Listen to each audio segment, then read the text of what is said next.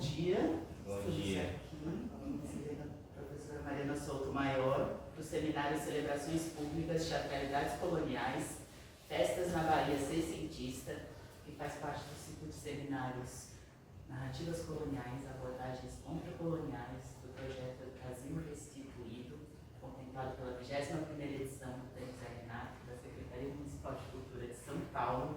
E hoje a Mariana vai buscar analisar as celebrações públicas do ponto de vista de suas teatralidades, debruçando-se especificamente em festas coloniais do século XVII na Bahia.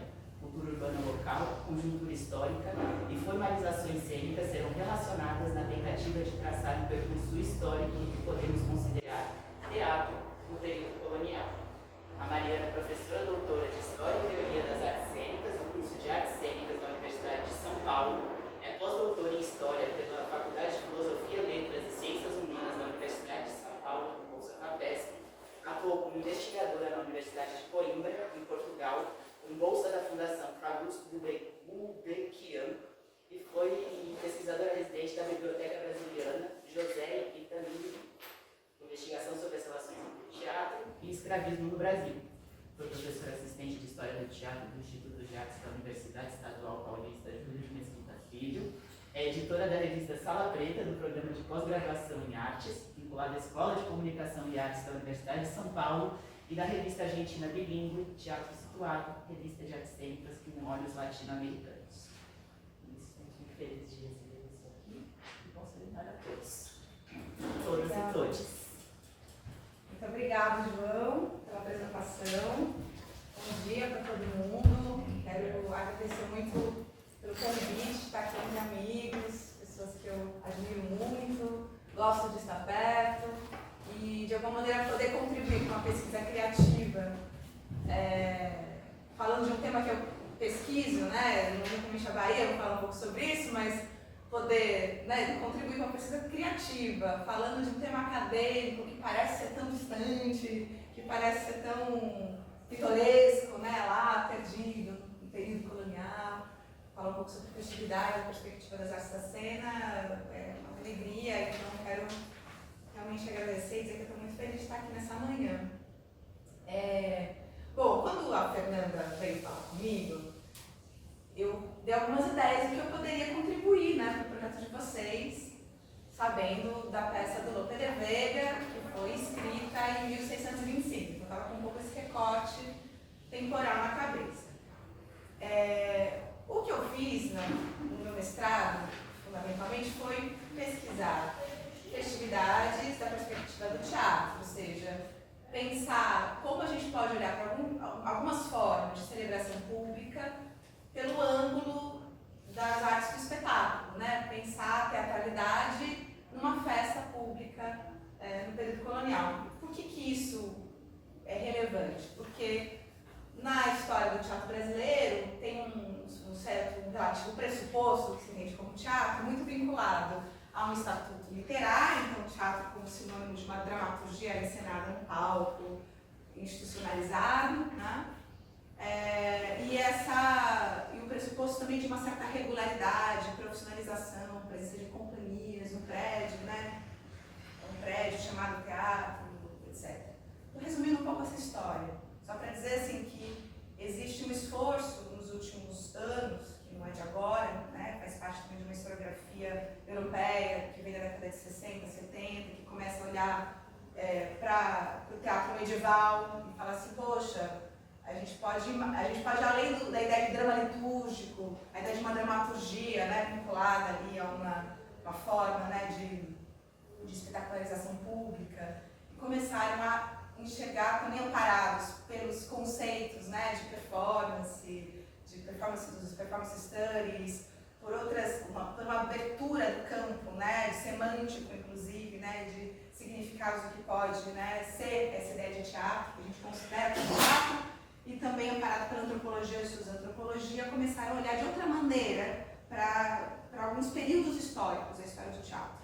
E questionar, inclusive, esse conceito, né, o que a gente considera teatro, o que significa teatro, se em tal período a gente pode considerar teatro. É uma discussão muito ampla e complexa, mas foi um pouco esse esforço que eu fiz no mestrado para falar, poxa, a gente pode considerar a forma de teatralidade como parte da nossa história teatral, ou do nosso de tradição teatral brasileira, está contida também nas festividades públicas, e no período colonial isso é abundante, ao contrário dessa ideia de uma regularidade, da própria constituição de casas de espetáculo, que vai ser um momento posterior, na segunda metade do século XVIII. Não vou entrar em detalhes aqui, só estou colocando isso para dizer que pensar festividades da perspectiva do teatro é algo relativamente novo na historiografia e é um esforço de ponto de vista, né? Também para justamente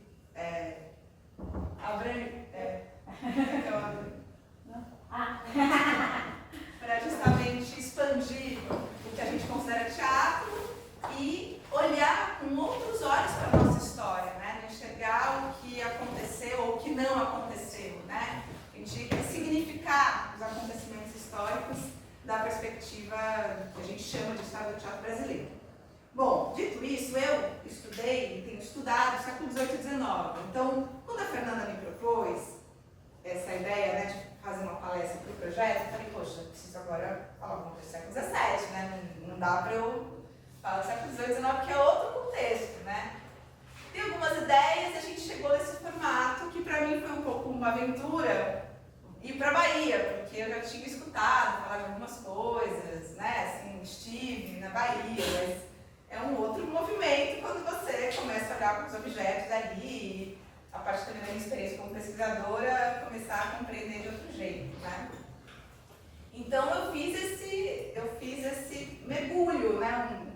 Um rápido mergulho, assim, para tentar entender essas dinâmicas festivas oficiais do que, né, do que a gente pode chamar de festa oficial na Bahia no século XVII, que é um período incrível, no século XVII, que ao mesmo tempo estão acontecendo várias invasões, um período de guerra, né, Bahia e depois posteriormente Pernambuco, está acontecendo ao século do Quilombo de Pomares, que é ali do lado, né, assim, é uma distância para aquele período, inclusive fazia parte da capitania de Pernambuco. Então você começa a falar, poxa vida, né, que século é esse, né, e como a gente pode olhar, assim, o que a gente vai enxergar nessas festividades públicas, né, o que a gente vai enxergar e como a gente vai ressignificar um pouco essas festividades públicas para também fazer algum tipo de conexão com esse espetáculo, né, e é interessante pensar, né, Lope de Vega escreveu uma peça em 1625, meses depois da vitória, não exatamente luso-brasileira, né, hispano-luso-brasileira, sobre, né, os holandeses, que não eram holandeses, eram neerlandeses, né, o que significa essa peça que ele escreveu? É uma peça também muito curiosa, né, assim, do ponto de vista, inclusive, formal, de estrutura dramatúrgica, pensar uma possível encenação dessa peça na época, né, como que eles encenaram isso, enfim, foi encenado, em que contexto foi encenado, também um outro tipo de reflexão histórica que vai exigir também um esforço, né, de reconstituição cênica e, ao mesmo tempo, pensar assim, isso estava acontecendo lá em Madrid, por exemplo. Foi encenado talvez no Pátio de Comédias, nesse drama histórico, que tinha um apelo, porque eram os últimos acontecimentos, né, as notícias da guerra acabaram de chegar no lugar que se tornou, um pouco por acaso, se tornou uma espécie de palco, né, para usar até uma metáfora da época, né, na época essa metáfora mundo como teatro, né, o palco da guerra, o teatro da guerra, né, o teatro da guerra se tornou ali, teve uma localidade vinculada rapidamente, né, esse mundo hispano-luso brasileiro, hispano-luso brasileiro, porque era possessão, nesse momento histórico, toda a colônia, né, a América, que a gente chama de América Portuguesa na época, era a possessão da Espanha, por conta do período de união das coroas ibéricas. Então, olha que momento complexo, né, a gente também está falando, e para se debruçar também numa região ali de uma capitania antiga, que foi a capitania ali, uma espécie de uma das fundadoras, né, do que a gente entende para o Brasil. Então, já tem uma tradição que vem do século XVI, ali, de constituição de cidade, de formação de cidade, e que foi estruturada pela cultura e extração, né, de pau-brasil e a cultura de cana-de-açúcar, e já numa rota de mercado, de tráfico de escravizados, já num nível, assim, avançadíssimo, né? Moderníssimo, né, para a época. Tanto que os holandeses, os neerlandeses sabiam muito bem, para os seus interesses comerciais e políticos, eles tinham acabado de conseguir a independência da Espanha, e não é à toa que eles se voltaram para esse território, né, que a gente hoje chama Brasil, porque era um território, era parte da Espanha, mas tinha acabado de ser integrado ao Império Espanhol. Então era um território que, para a coroa espanhola, não era ainda o centro, vamos dizer assim, o nível ali, né, de apreensão, né, sobre o próprio território, as complexidades do território, a própria, né, enfim, dimensão do território. Tinha uma dificuldade para esse controle, né, pelo Império Espanhol. Então não é à toa que eles escolhem o Brasil, vamos dizer assim, né, para invadir. Então tem uma relação, né, com esse passado recente, também de terem sido colônias da Espanha, escolhem o Brasil por conta das riquezas que eles veem aqui. Tem vários relatos, inclusive, de, enfim, europeus que vieram, inclusive de portugueses, sefarditas, que se exilaram nos Países Baixos e que escrevem sobre as riquezas desse território. Inclusive dizem, olha, seria um território muito poderoso, seria interessante olhar com mais atenção para esse território. Tem toda uma dimensão ali que, por exemplo, Evaldo Cabral de Mello, que é um grande historiador do Brasil holandês, vai se debruçar e vai relatar essas fontes, etc. Mas estou falando isso porque tem uma espécie de conjuntura já geopolítica global, que essa invasão coloca, vamos dizer assim, o Brasil, ou que a gente entende por Brasil nesse momento, no centro desses acontecimentos geopolíticos globais. Inclusive, alguns historiadores falam que é o primeiro, vamos dizer assim, a primeira guerra que vai ser noticiada quase em tempo real para outras localidades. Tem notícia da invasão holandesa na Bahia, né? No México, na Europa. Isso vai ter uma dimensão, inclusive do ponto de vista globalizante, né?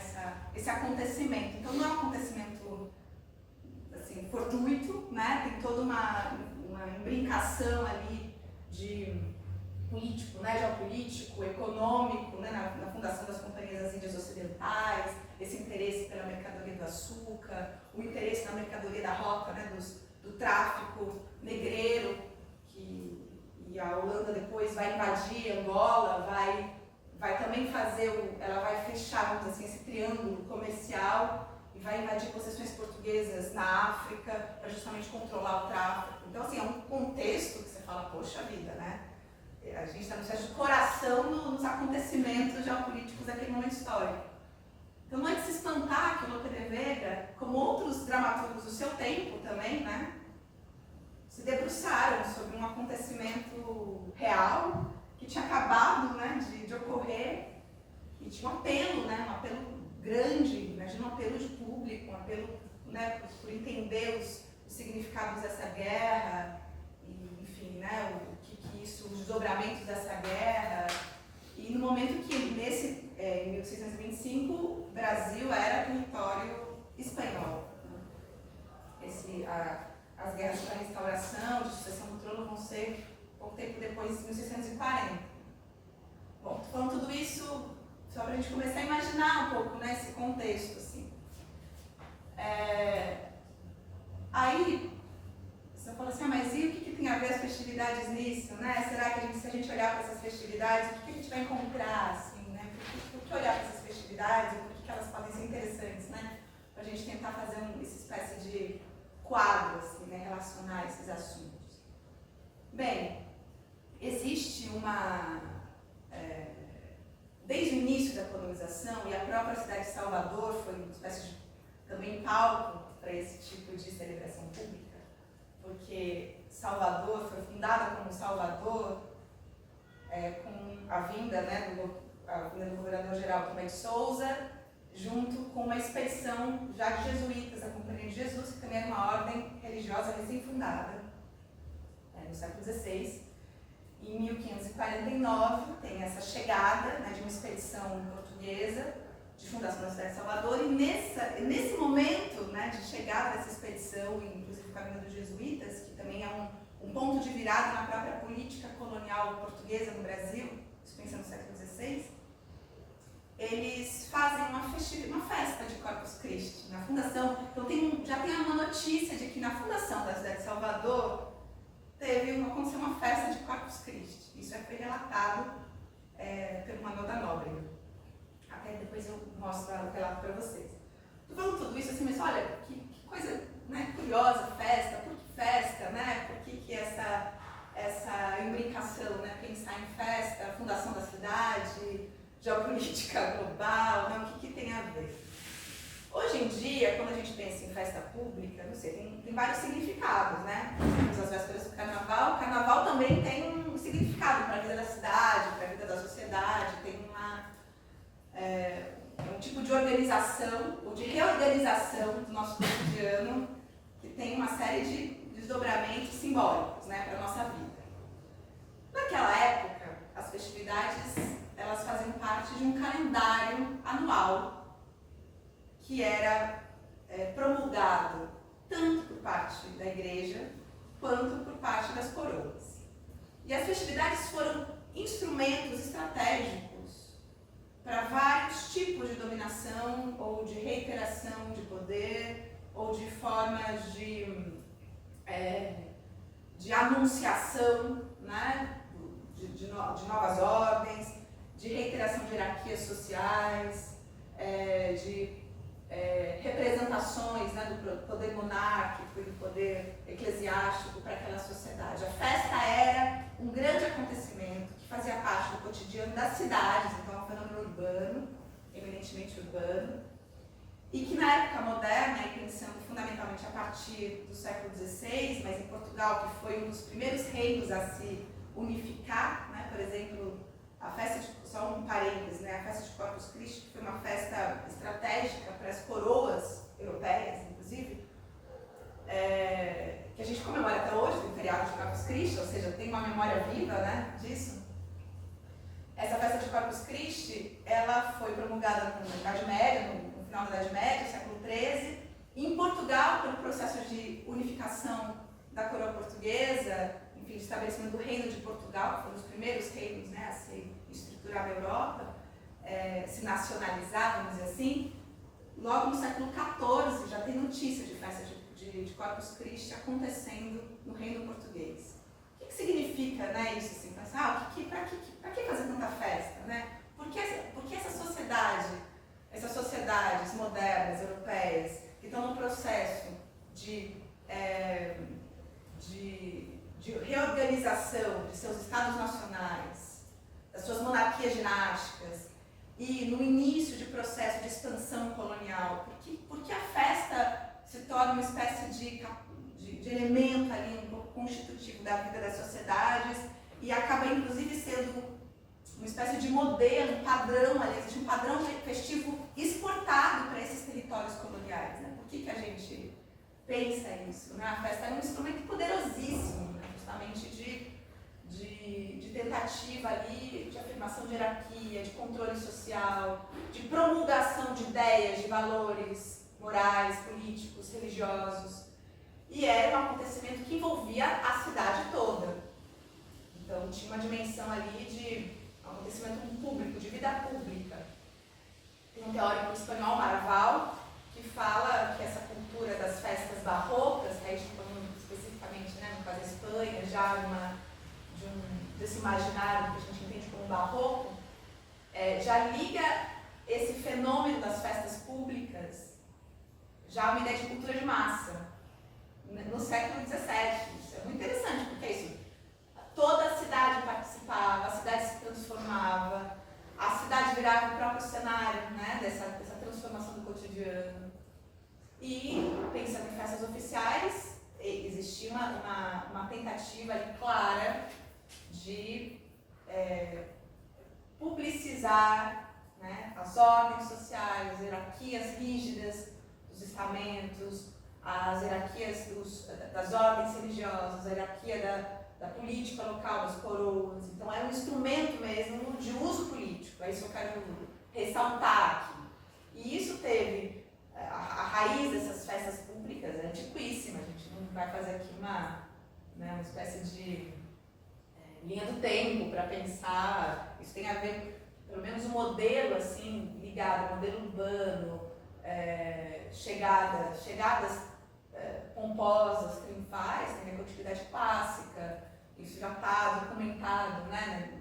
Enfim, no Império Romano, a própria Grécia, tem toda uma relação ali de impérios, guerra, militarização da sociedade, formação de cidade, com esse modelo, vamos dizer assim, processional, festivo, público, que vai andando, né, uma grande estrutura processional, coreográfica processional, que vai andando pelas cidades na Europa. Estou falando tudo isso também porque tem um artigo muito bonito do Marvin Carlson que chama A Cidade como Teatro. Ele fala sobre o teatro medieval, mas a perspectiva das festas públicas, já na Idade Média, assim, pensando, a cidade era o cenário. Então pensar, quando a gente pensa assim, festa no período colonial, a cidade como Salvador era o cenário de uma festa. Aí, olha que interessante imaginar, né, o que foi essa expedição de 1549, chegando às autoridades políticas e religiosas, de uma ordem religiosa que ia se expandir, fazer parte da política de colonização do Brasil, os jesuítas, fazendo uma festa, essa fundação da cidade, né? Por que marcar com uma festa religiosa, né? Bem, estou falando isso na Europa porque esse padrão festivo vai ser exportado para as colônias. E aí eu estou pensando só no território que a gente hoje chama Brasil, mas estou pensando também os territórios africanos, os territórios asiáticos, né? Porque, inclusive os holandeses, a gente está falando dos holandeses, né? Mas os holandeses vão seguir os rastros do Império Português e Espanhol e vão lá fazer guerra na Indonésia, em Macau, vão para a Ásia, dominar a rota comercial na Ásia e vão ir atrás, né, dos espanhóis nesse sentido e vão ser uma potência hegemônica, inclusive no século XVII, né? Importante, até porque a Espanha sofre uma derrota cruel na Armada Espanhola, né? Já no século XVI, então entra no século XVII com um poderio imperial forte, mas já com uma relativa decadência frente à reorganização dessa geopolítica comercial, militar, global. Os holandeses estão despontando como essa potência. Bom, então assim, tem esse padrão festivo que é exportado. E o que é exportado nesse padrão festivo? As festas oficiais. Porque festa, a gente pensa, mas festa, gente, qualquer reunião na esquina pode ser uma festa. Qualquer reunião de um grupo de pessoas escravizadas perto de uma senzala vira uma festa. Então, qual que é o sentido, o significado de uma festa? Então, de festa oficial, por isso que eu fiz esse recorte. Porque para a gente também rastrear as festas não oficiais, as festas ilegais, os acampamentos marginais, aí eu fui numa outra rota, que obviamente existia, e que obviamente existia a comunicação, né? Porque é isso, as pessoas se encontram, um pouco de música, um pouco de conversa, uma reza, né? Algo de sagrado, né? Vira alguma coisa, né? Eu estou pensando aqui em festas oficiais, não só reiterar isso, né? Não dizendo que não existissem outros tipos de festividade, outros tipos de celebração. Aí é só pegar, enfim, toda uma série de relatos também de viajantes que falam sobre etnias indígenas, aí pensar no período pré-colonização, todos os ritos, né, indígenas que existiam, enfim. Então, estou entrando nesse aspecto, então, de festa oficial ligada à política colonial, né? Então, esse é um elemento. Então, esse padrão festivo foi exportado e tem notícia de festividade reproduzindo, de certa maneira, esse padrão festivo desde o começo da colonização do Brasil. Então, é um instrumento também que tem a ver com essa expansão colonial, a organização, né, desse novo território, entender, enfim, o que significa fazer uma festa. Aí, tem fontes inesgotáveis para a gente pensar a festividade, inclusive nesse território chamado hoje Bahia, né?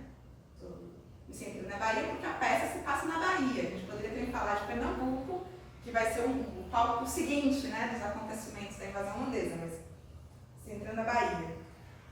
Inclusive, o Sérgio de Carvalho, ele publicou ano passado um artigo que eu recomendo, assim, é século XVI, mas recomendo, se vocês tiverem interesse, de uma performance, não foi uma representação, foi um dado performático ali, que aconteceu também pelas ruas de Salvador, logo após os primeiros anos já de construção da cidade, junto à inauguração do Colégio dos Jesuítas de Salvador, o padre Manuel da Nóbrega criou uma performance para sensibilizar os donos ali, os donos de terra, os donos de engenhos, senhores poderosos, né, os donos do poder ali da região.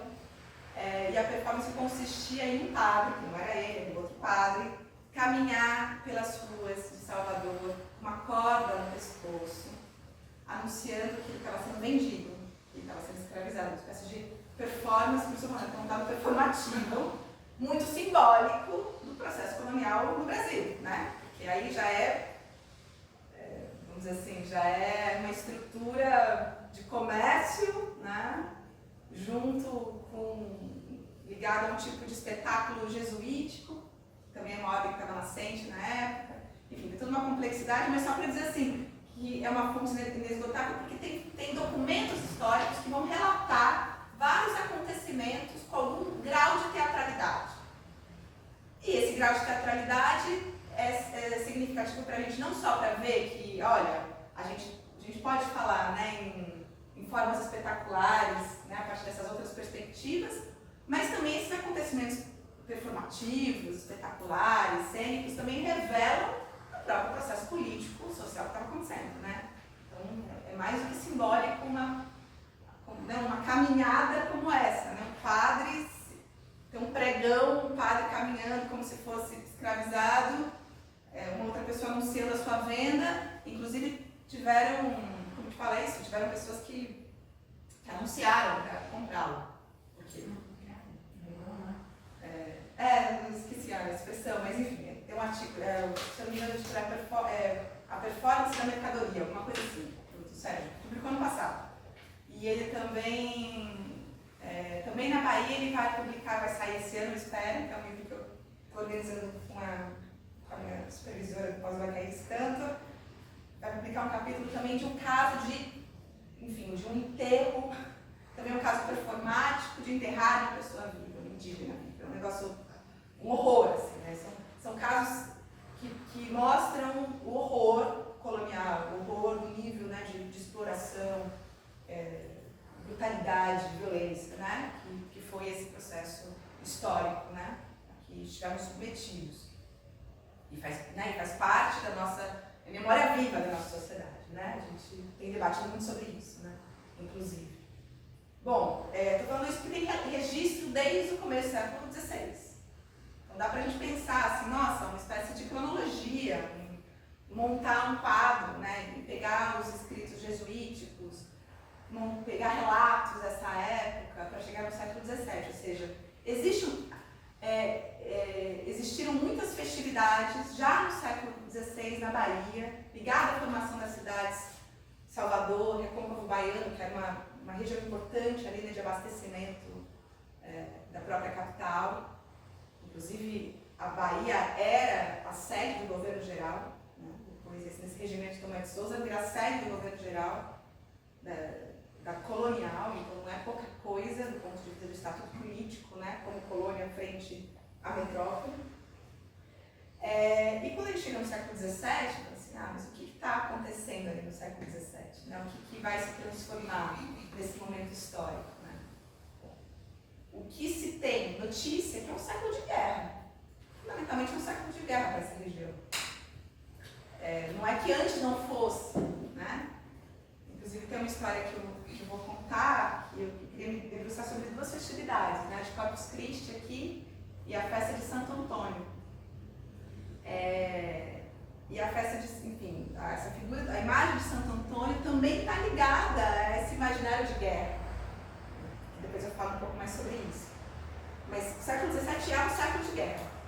Para essa região é um século de guerra, que começa na década de 20, primeiro com tentativas de invasão, que vem desde o século XVI, franceses já tentaram invadir essa região no século XVI, e que no século XVII começa com essa invasão, esse cerco, né, da Bahia ali de Salvador, em 1624, e que segue um ano, essa cidade cercada, e que não se sustenta nesse momento, depois eles mudam de estratégia, que aí sobe, né, vai subir para Recife, anos depois, mas que volta a a sofrer tentativas de invasão ao longo desse século.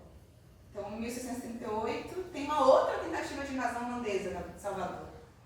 É muito interessante, assim, por exemplo, uma fonte para a gente pensar esse período são os sermões do padre Antônio Vieira.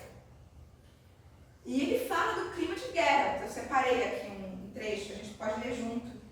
Porque ele fala desse clima de guerra da cidade. Né? Assim, estamos em guerra. O que perdemos com a guerra? Né? O que significa a guerra? Então é um século assim, que vai pensar um pouco a estruturação. É um século que a cidade vai se estruturar do ponto de vista da complexidade.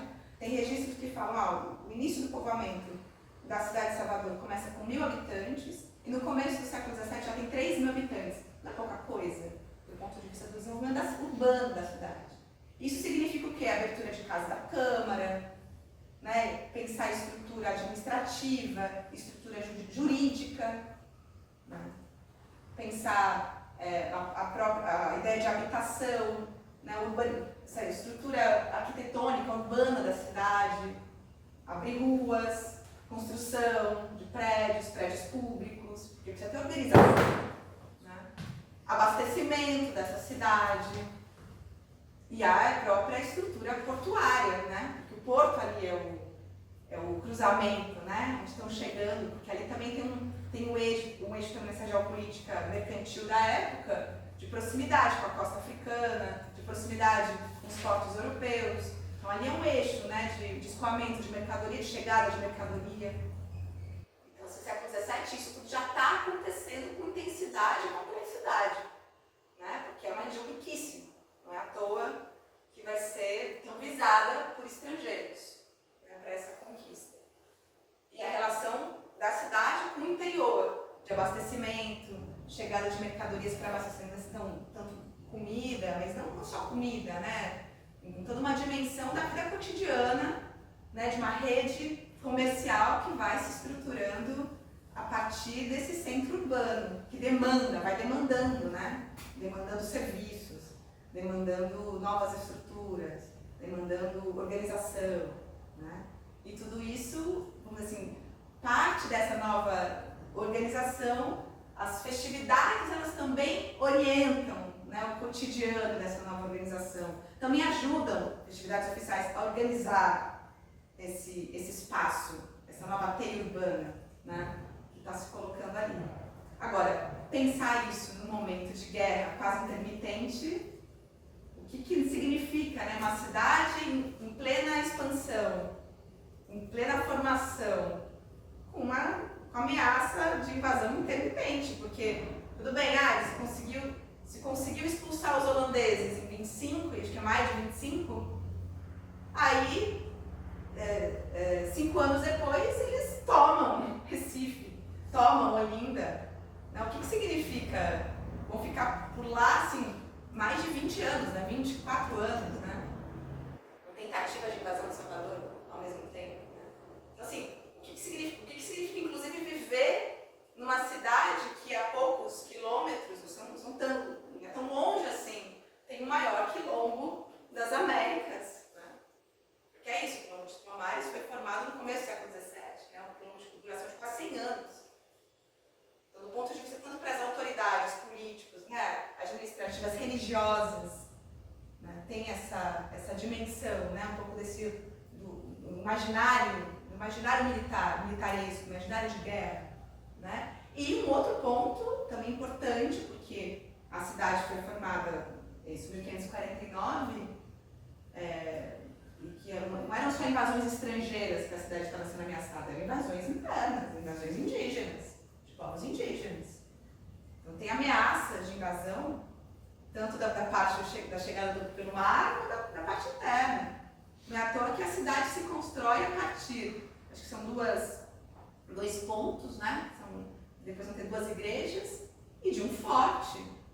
Tem um forte ali, que é montado justamente para a defesa militar. Bom, então, dito isso, quando a gente olha para o século XVII, ao contrário de outras regiões de capitanias na América Portuguesa, não parte dessas festividades oficiais, parte dessas festas, do ponto de vista de documentação, a gente consegue identificar, assim, vamos dizer assim, conseguir estudar, conseguir aprofundar os estudos a partir dos relatos de festa, né? Isso é uma fonte importante, né, para quem estuda a festividade da época moderna. São os relatos panegíricos festivos, que eram publicações que saíram na Europa sobre festividade, um relato de festa. Então tem relato de festa que aconteceu no Rio de Janeiro, tem relato de festa que aconteceu em Minas Gerais, que foi, né, o capitania que eu estudei, Pernambuco, festas baianas, inclusive, mas fundamentalmente a maior parte dos relatos são a partir do século XVIII. Do século XVII são poucos relatos que, não é que não existem, né, mas enfim, que foram compilados, que estão disponíveis para um acesso, né? Ou então a gente, vamos dizer assim, a gente procura através de fontes ou de documentos de viajantes, de livros de memória, pessoas que relatam, né, determinadas situações. Estive em tal lugar, aconteceu tal festa. Ou uma documentação, no caso de Salvador, das câmaras municipais, porque eram financiadores, né, financiadores de festividade. Então, assim, uma documentação que, no caso do século XVII para a Bahia, é difícil encontrar relato panegírico festivo. Esse foi a primeira tentativa. Deixa eu ver se tem relato, onde eu posso conseguir relato, né? E não consegui relato. Um relato publicado, assim, relato da festa, de, sei lá, a festa de aclamação do rei, na Bahia, no século XVII, não descobri facilmente isso. Mas é isso, através de outras fontes documentais, a gente pode ir compondo um pouco esse mapa das festividades públicas na Bahia, pensando especificamente em Salvador, né? Eu vou mostrar aqui algumas coisas. Por exemplo, tem um pesquisador importante, né, um historiador, enfim, pesquisador, professor baiano, Afonso Rui, que escreveu um livro chamado Na Bahia, isso da década de 50, né, foi publicado na década de 50. Eu falei, o que o Afonso Rui está falando? Você fala de alguma coisa na festa da Bahia? Aí ele fala de uma festividade em que se apresentam comédias numa festa pública de casamento de infante. Então, tudo isso por quê? Porque a gente também está partindo aqui do ponto de vista de que essas festividades, se a gente olhar da perspectiva da cena, do teatro, essas festas são objetos valiosos, né, para pensar essas práticas representacionais. Né? Então, olha, a gente está pensando isso, a cidade como cenário, uma procissão como coreografia, né? Uma parte ali, uma espécie de atos, né? Que essa procissão vai acontecer. A gente está falando de onde esse público vai se organizar. Tem uma dimensão, por mais que as pessoas participassem da festa, tem uma dimensão do espaço de representação e do espaço de onde se vê essa representação. Tem também os locais que eles chamavam de os públicos de comédia, ou os grandes pátios para apresentação de cavalhadas e touradas, de divertimentos públicos que aconteciam nas festividades, seguindo padrões europeus que aconteciam aqui. Então a gente está olhando para tudo isso, pensando, olha, em tudo isso é possível ver espetacularidade, é possível ver um certo teor de dramatização, de representação, enfim. E também nessas festividades aconteciam apresentações teatrais.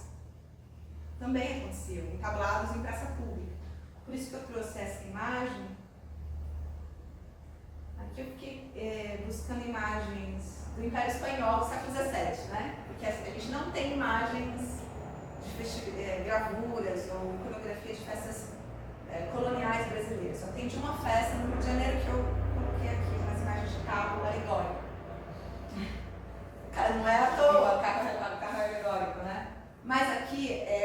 festa que aconteceu em Madrid, é motivo da visita do príncipe de Gales, 1623, não tão longe da peça do Lope de Vega. E aí dá para ver um pouco essa dimensão coreográfica da grande procissão, aqui, né?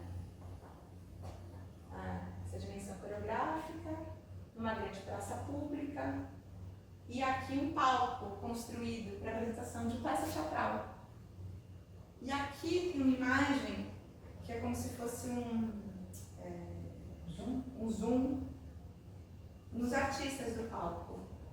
Quando atravessa, né, música, enfim, não dá para saber exatamente o que eles estavam representando, mas dá para ver um pouco essa dimensão de que já era uma prática comum essa montagem de palcos em praça pública, né?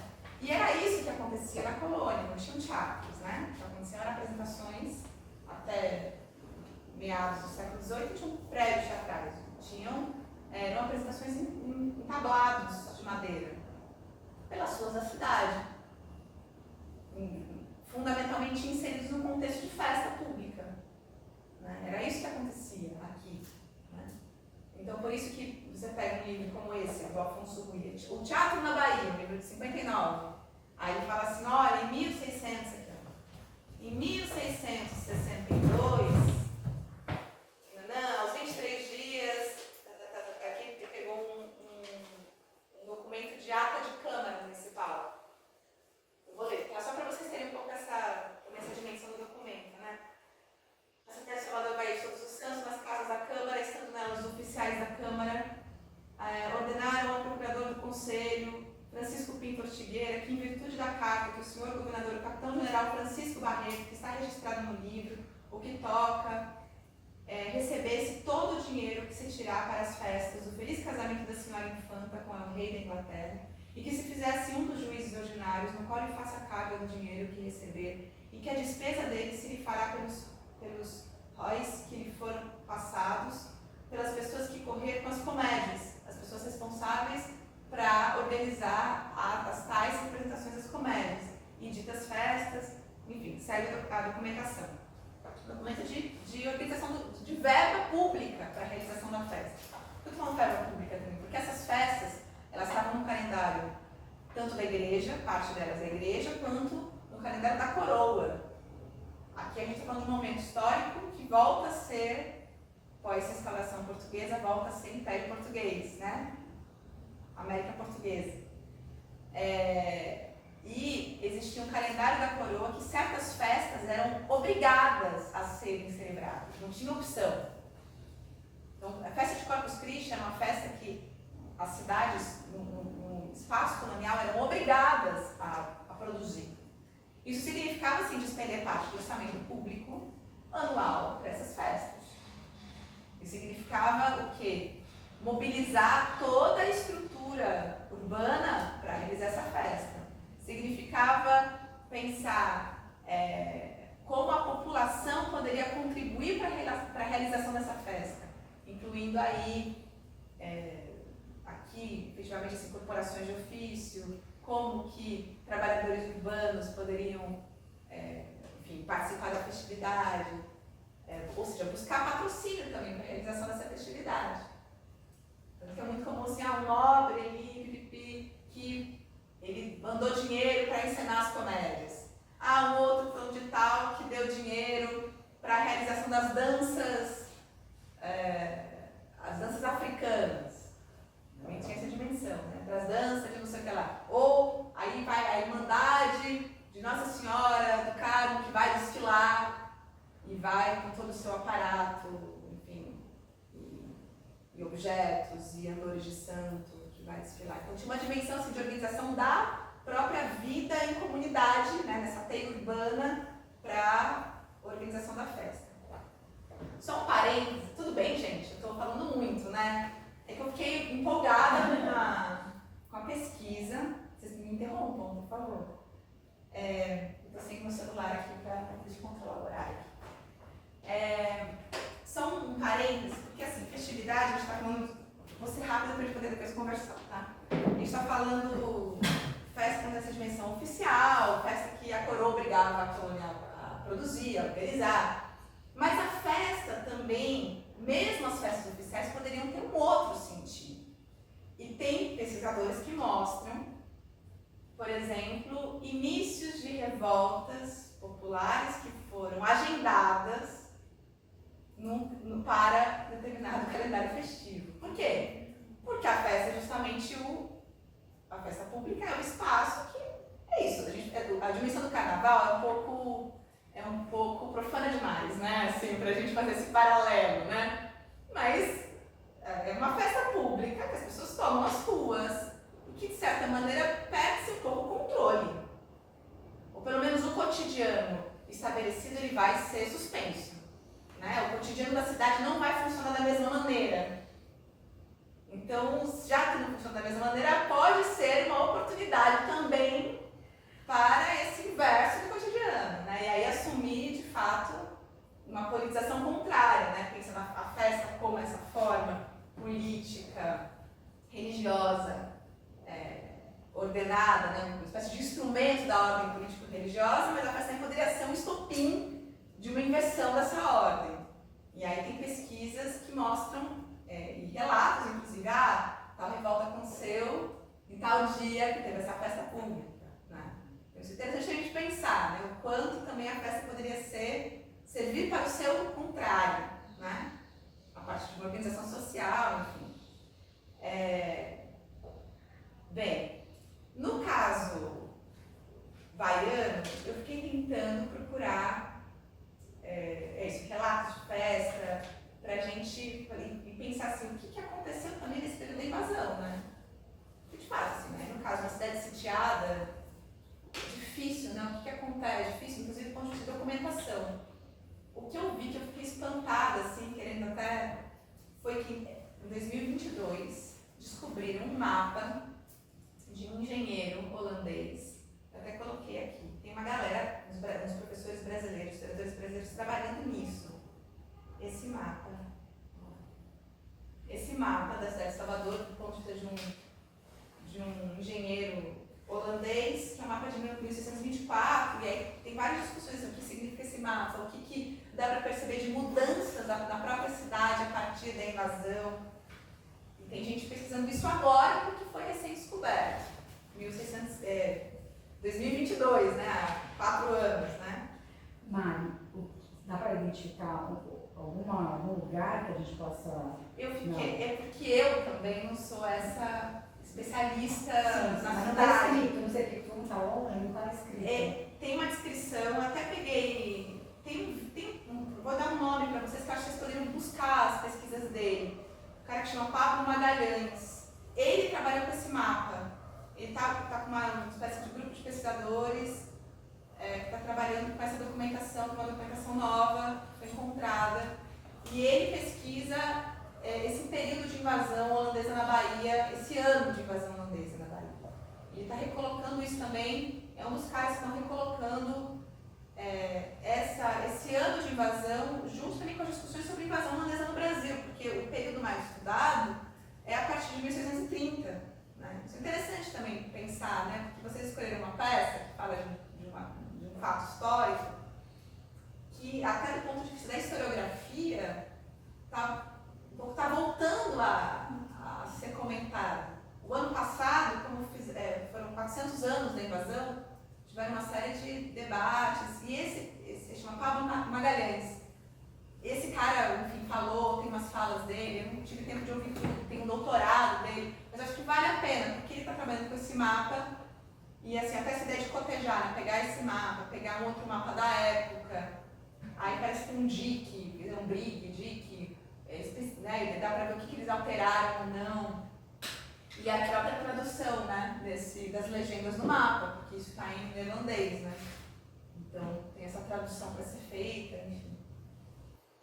Mas eu achei curioso também isso, porque pensar a historiografia, assim, discussão historiográfica, uma descoberta de 22 é muito recente, né? E movimenta toda uma nova leitura, né, interpretação do período. Uma coincidência também que eu acho que vocês podem aproveitar nisso, assim, para pensar um pouco, a partir desse mapa, né, pensar o que estava acontecendo nesse momento da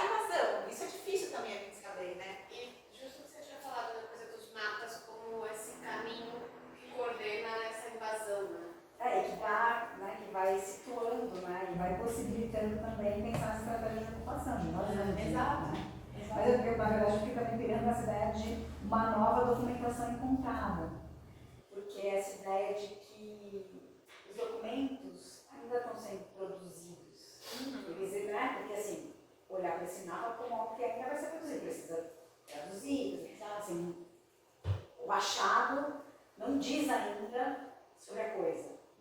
Né? Eu preciso me debruçar sobre o achado. Interpretar o que significa isso, cotejar. Né? Eu, por exemplo, saberia dizer assim, qual ponto é qual daqui. Talvez alguém que tem um mapa da cidade na cabeça, né, possa até identificar.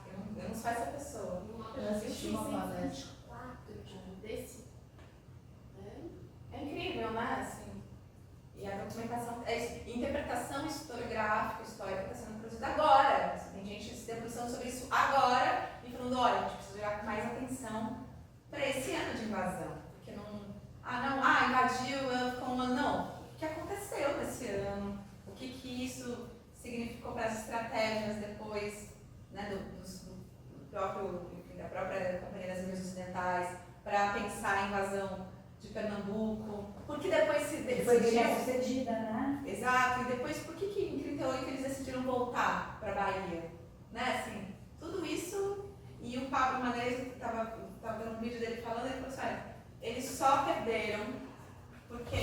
Aí ele cita outras revoltas que sitiaram a cidade de Salvador, como, por exemplo, a Sabinada. Eles só perderam porque não basta conquistar a cidade de Salvador, você precisa manter o trânsito com o recôncavo, porque é a maneira de abastecer a cidade. Senão você se isola na cidade e não tem como sobreviver na cidade. Então é isso, assim, na época, é interessante pensar nessas estratégias, né? Estratégia de guerra, tanto do ponto da invasão e também do ponto de vista dessa resistência interna. Né?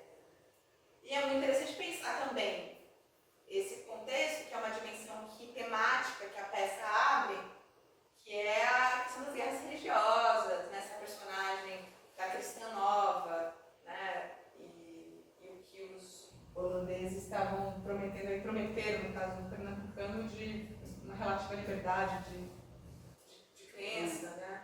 Aí na peça tem esse diálogo constante entre Brasil e região, né? Essas alegorias, assim, você, né, esse território chamado Brasil, quando eu estava conversando com a Fabiane, né, eu falando do Brasil, não era Brasil ainda. Então essa ideia também, né, eu fico toda cheia de ideias, ó, a gente está falando de teatro, a gente está falando de história, mas essa ideia de o que é, o que não é, né, como pode ser chamado. Poderia ser, porque tudo, assim, era um território de disputa, era quase, assim, não era um entreposto comercial, porque já tinha estrutura urbana, tecido urbano, administrativa, mas assim, é parte dessa rota comercial, poderia ser um entreposto comercial. Né? Esse forte que você falou é o Forte de Santa Maria? Não. É o forte da Barra lá. O Forte da Barra, porque tem o Forte de São Diogo, o Forte de Santa Maria e tem o Forte do Farol da Barra. O Forte da Barra.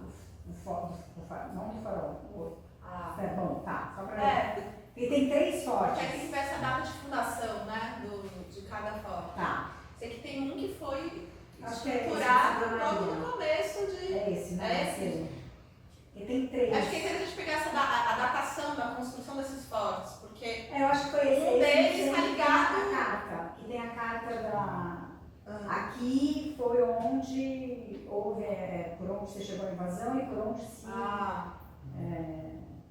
sei lá, se expulsou. Que é o Santa Maria, né? É o Santa Maria. Agora, tem uma história interessante, porque eu pensei assim, vou falar de Corpus Christi, essa festa, que é uma festa que foi celebrada ao longo do século XVII na Bahia. Uma festa importantíssima, tanto do ponto de vista do calendário religioso, quanto para a coroa portuguesa. Rapidamente isso, porque... Aí, esse desenho, isso é uma constante. É uma espécie de topos, assim, né? Nas gravuras, na iconografia sobre procissão do período. Que não é correta. Acho que dá uma dimensão de ocupação de uma longa distância, né? É porque ele também representa um pouco a lógica de desenho do Sacromonte, né? Tipo, que que em Minas é muito comum quando você vê porta de igreja, tipo, é o caminhar da procissão rumo ao monte, então é um tropos gráfico que arquitetonicamente é o sacromonte, né? Mas não significa exatamente que não é essa coreografia, né, que a procissão estava colocada, né, uma espécie de modelo de representação iconográfica, né, que você encontra, mas que justamente aponta para uma dimensão de organização coreográfica, cênica, né, dessa estrutura do espetáculo, né, da procissão, né, de como ela se organizaria, assim, né. E agora, sei lá, acabei de voltar da Baiana, do Salvador, e não tem uma avenida que é assim. Tipo, é tudo vira, tudo gira, tudo tem curva, contorno, sei lá. Enfim, estou aqui viajando também na cidade que essa cidade em linha reta é uma coisa também muito recente, né? Que vai chamando essas cidades são formadas, né? Essas coloniais são todas, deixa eu Ouro Preto, é tudo cheio de... Aí tem essa dimensão urbana, né? Tem um texto famoso do Sérgio Buarque de Holanda que fala um pouco sobre a construção das cidades do Império Português e a construção das cidades do Império Espanhol. Que no Império Espanhol tem uma dimensão de organização urbana aí um pouco mais geométrica, vamos dizer assim. E que essa diferença da arquitetura portuguesa é mais... mas mesmo assim, desculpa estar interrompendo. Não, pode falar. Por exemplo, Mariana, tipo, já foi uma cidade barroca projetada. Então o centro de Mariana é geométrico. O centro de Mariana é todo reto, linhas retinhas. Ouro Preto, como ele teve uma ocupação que ultrapassou vários tempos, ele foi meio que se adaptando dentro do lugar e ele acabou gerando esse lugar de curva e contra-curva, mas que era muito fora já. Com a fundação dessa cidade, se a fundação da cidade está ligada, por exemplo, a uma instituição específica, né, um colégio jesuíta, um caso, existe ali um prédio religioso que depois vai ser alçado, né, abispado, né, aí tem uma dimensão que vai ajudando a construir essas, como para São Paulo, né, sabe, parte do colégio, né. Mas tem essa discussão de forma de construção da cidade, o ladrilhador e o semeador do Sérgio Buarque, que ele fala um pouco dessas diferenças, assim. Mas enfim, também tem essa dimensão. Mas no Brasil, né? Mas também tem essa dimensão dos tópicos de como se representava na época. Tanto que recentemente eu vi uma palestra de um pesquisador mexicano que ele, enfim, sobre o mapa da cidade do México, mas é uma outra maneira de representar uma cidade, que aí é todo circular, e a parte, agora eu não lembro exatamente o ano que foi feito, mas que a partir daquele ano começa a serem desenhados, tem uma espécie de tradição cartográfica que vai ser toda desenhada a partir de uma espécie de mapa esférico das cidades. É muito assim, agora é um outro jeito, né? Mas eu estou pensando, eu estudo o corpo, as representações do corpo. Aí tem um livro, de um japonês, que ele faz comparação entre a medicina chinesa e a medicina grega. E aí a forma de representação do corpo é completamente diferente, porque na medicina chinesa são os fluxos, e na medicina grega é a anatomia, a abertura. Eu fico pensando e o corpo cidade também tem esse jeito. Como é que se representa a coisa, muda pela lógica de pensamento. Sim, né? Epistemológica.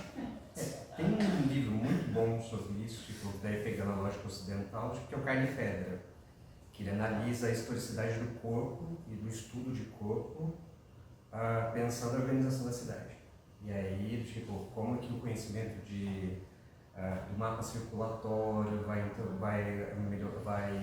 gerar uma nova compreensão do urbanismo e vice-versa, de como que um certo modelo de entender a conurbação urbana vai entender o corpo de outra forma, inclusive até do ponto de vista de representação gráfica mesmo, porque daí quando começa as representações anatômicas em 3 cores ali na virada do 18 para o 19, como que isso impacta na organização da cidade, da cidade cosmopolita, século XIX.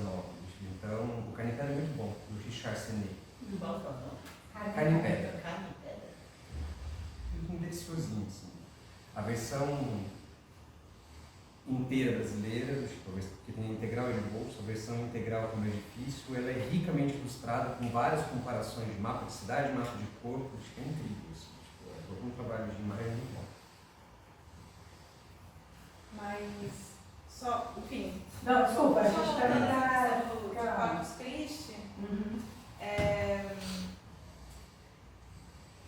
eu separei, depois eu posso mandar esse documento e tal, mas o que é interessante dessa festa de Corpus Christi? Porque ela vai ter um significado, é uma festa que vai para além de uma festa religiosa, de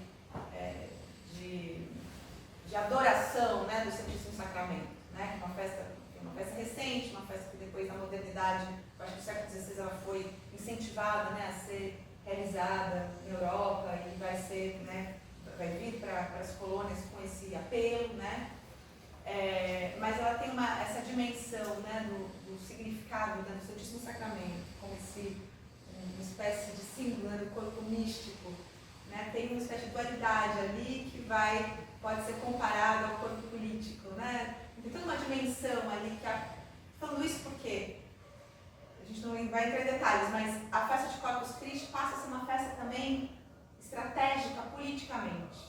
E uma festa que, nesse ponto de ordenação, né, vai ser ordenada a ser celebrada, e ela adquire um formato específico na festa de Corpus Christi, um formato de realização. Né?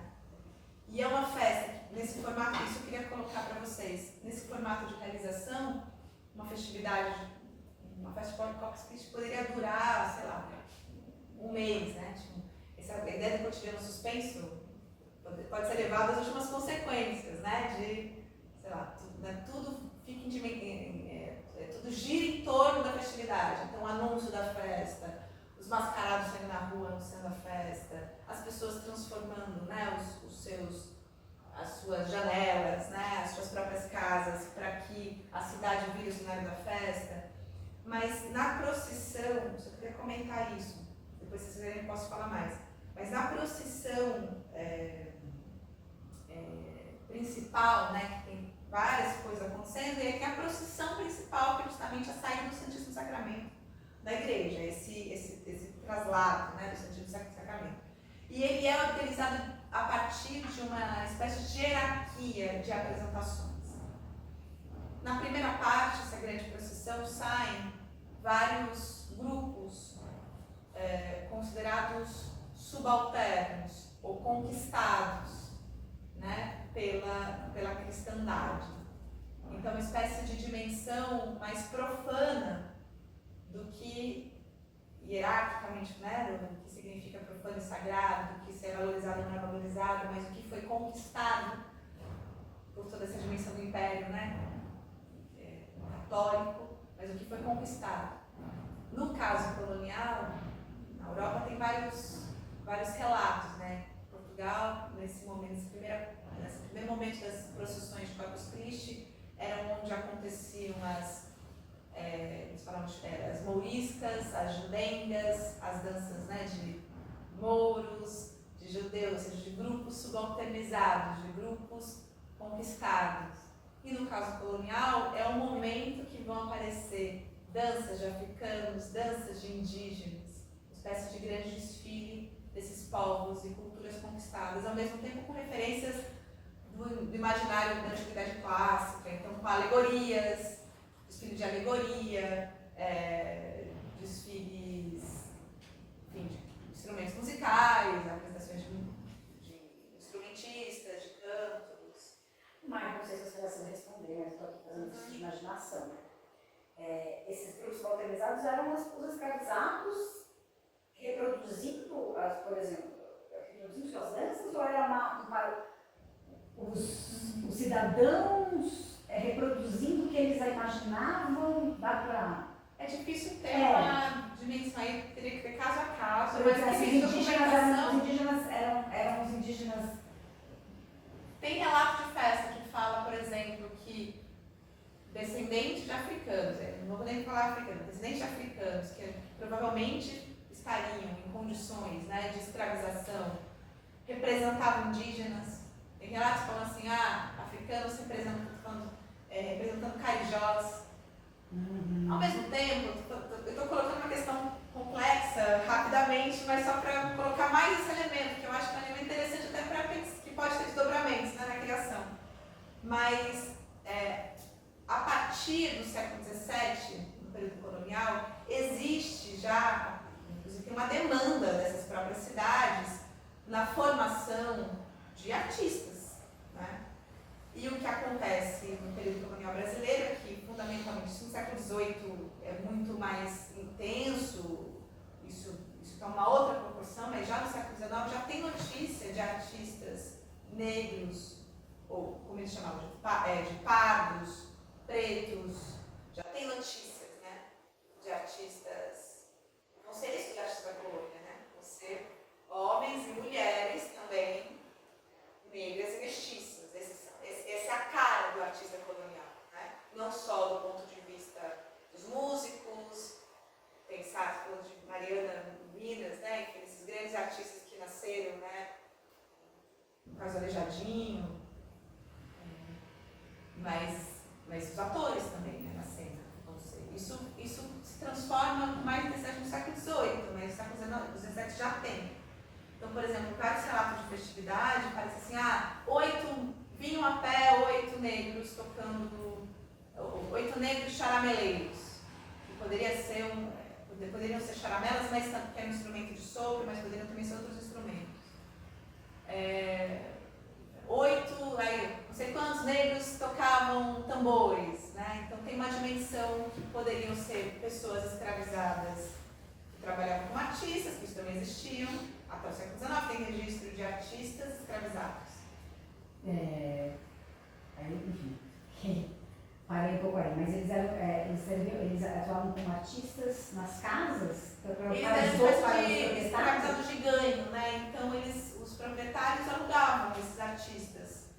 Nossa! Isso é bastante comum também no século XVI, XVII europeu. O Victor Hugo tem um livro que o tema do livro são esses modelos de escravos usados para entretenimento no século XVII inglês. Tipo, contando toda essa lógica de comprar pessoas para entretenimento, moldar corpos, modificar corpos para ser comédia viva, comédia material, física. Então, é uma tradição bem comum de XVI. Mas, assim, do ponto de vista, no caso dessa dimensão, artistas escravizados, pensando em estrutura de um mercado das artes, é uma espécie de novidade colonial mesmo. Porque mesmo na Europa existe um circuito profissional, né? Tem algumas exceções, mas do ponto de vista de circuito mesmo, profissionalizante, tem uma dimensão de trabalho protegido, né? Trabalho protegido por nobres na Europa, que depois, pouco a pouco, vai entrando numa espécie de já dimensão mais autônoma, né? Mas é um caso, assim, o que você vê de relato é colonial, assim, é o caso brasileiro, porque na América Espanhola existia muito, enfim, toda uma estrutura ali, existia muita vinda de companhias de artistas espanhóis que iam se apresentar, né? Ou companhias inglesas que iam se apresentar. Eu ia perguntar sobre isso, sobre a vinda dos artistas também, porque eu lembro que uma outra palestra que foi sua, você estava comentando a primeira companhia que veio, né, do Maranhão, acho. Eu ia perguntar se tinha esse processo, nesse momento, dessas representações, ou se era exclusivamente dessas pessoas escravizadas e pessoas moradoras dessas colônias que faziam essas representações. É um caso, assim, no Brasil, esse é um processo que se estrutura, vamos dizer, essa rede profissionalizante de especialistas, artistas, vão ser, na sua grande maioria, pessoas descendentes, né, de indígenas, africanos, em condições análogas à escravidão e trabalhadores livres também, que vão estar ocupando esses postos comerciais, porque tem essa dimensão do que era considerado um trabalho trabalho elevado, né? Isso que vem da Europa, né? Uma dimensão do trabalho manual, trabalho mecânico é um trabalho inferior. E um trabalho intelectual é um trabalho superior. Então, quem faz um trabalho mecânico eram pessoas, né, de alguma maneira desmodernizadas ou em condições sociais. No caso europeu, tem o caso europeu e tem o caso colonial. O caso colonial é mais torto o processo, porque aqui vamos dizer assim, a estrutura de mercado, vamos dizer assim, profissional que aqui se organizou aqui era composta majoritariamente por essas pessoas, entendeu? Essa que eu acho que é a diferença no caso... Na verdade, quando eu falo que você tem esses casos específicos, estou falando de uma tradição muito periférica de teatro marginal, tipo ali no século XVI, XVII, tipo, que pega pessoas que são completamente excluídas por problemas físicos, etc. Eles criam um teatro que vai dar origem a esse teatro de variedades. Tipo, esse lugar de shows, né? Círculos humanos, e que surge ali, tipo, exatamente desse jeito. Tipo, que as inscrições que se tem, tipo, basicamente por relato também, tipo, são a mesma estrutura. Palquinhos no meio do nada, tipo, que entretém as pessoas dos bares, das charnecas, tipo, iluminadas, mal iluminadas, tipo, quase sempre umas histórias de comédia que misturam terror e tal. É por isso que eu estou... Mas assim, são casos mais isolados, não é estruturante, pensar assim, a formação dos artistas na Europa, é outro caso. E eu fico viajando, porque assim, né, pensar então que estruturalmente a formação artística se inicia, se organiza com essas pessoas, e no século, sei lá, tô aí chutando, mas mais recente, mais contemporaneamente, os artistas vêm da classe da elite. Aí tem um processo de embranquecimento, um processo de europeização dos artistas a partir do século XIX, né? Porque a gente estava, a pena que a Janaína está aqui, né? É uma atriz, uma atriz indígena em retomada, e ela fala assim, para mim a grande crise, ela fez IAD, e ela fala que você tem grande crise com o teatro, porque o teatro começa no Brasil com a captura das pessoas. Com a captura, enfim, como ela coloca, a gente era um grupo de teatro que a gente foi capturado e fazia isso a serviço desse sistema de poder. Assim. Então agora você falou, eu estou aqui tentando, enfim, toscamente imaginar. Mas assim, você pega relatos dos primeiros de artistas, século XVI, XVII, tem muitos portugueses que vêm. Aí tem um sistema de formação, mestre, aprendiz, por isso que no século XVIII que isso se organiza para gerações mais posteriores, né? Mas no século XVII tem relato, então quando você fala assim, tem um relato de caboclinhos numa festividade pública, quem eram? Aí é difícil precisar, precisa de mais documentação para você poder dizer, porque também existia uma espécie de divertimento público de pessoas da aristocracia, das elites locais, que vêm também da Europa, de se colocarem publicamente. Então, por exemplo, desfile de alegorias. Tem vários, até coloquei aqui, né, que eu achei.